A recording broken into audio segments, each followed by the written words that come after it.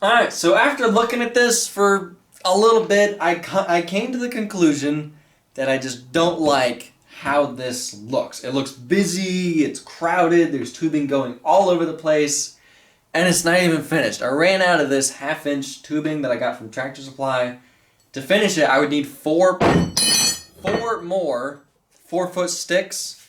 As much as it pains me to do it, I'm going to cut all this off and start from scratch. This just looks absolutely terrible. Yeah, so basically an entire day of cutting and tacking all this stuff on just to look at it for a little bit and then cut it off and start from scratch. Yeah, let's just do it. This looks terrible.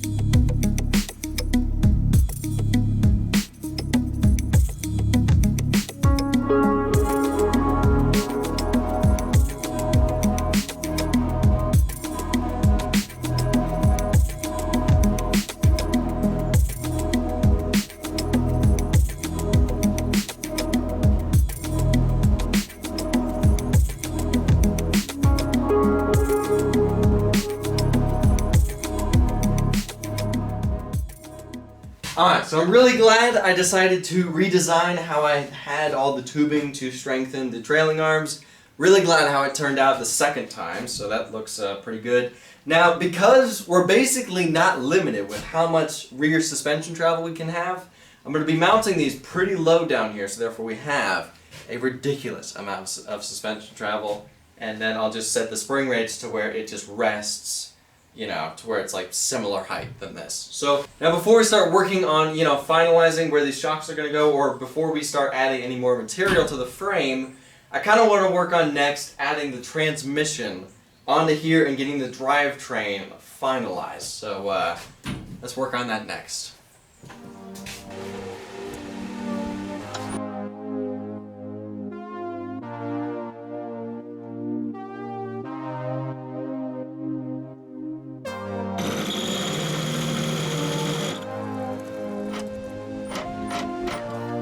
Alright, let's see if this works.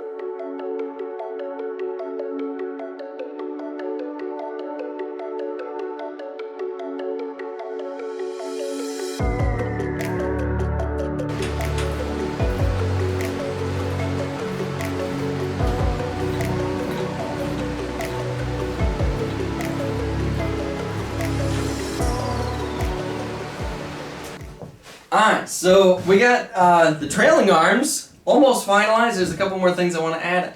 I kind of want to add some type of like Teflon rail system, or like a chain guide. It's kind of like what you see on a dirt bike, where the chain like rides on like some plastic or Teflon guide. So I definitely want to add those to the trailing arms. We'll worry about that later.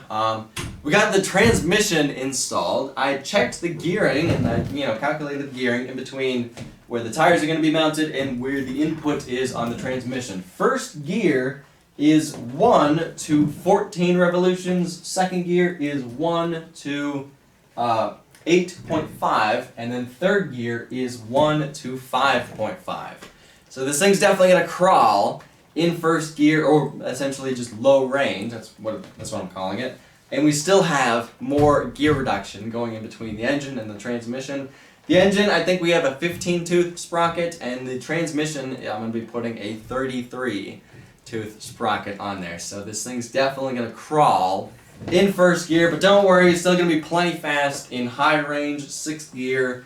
This thing's definitely going to be fast enough for this machine. So now, I'm going to be honest, I'm not really sure how much work done we got in this video. I've kind of been a little distracted by the Cars and Cameras and Redbeard collaboration this weekend, or last weekend, so not really sure how much work we got done in this video, so I'm just going to end this video here.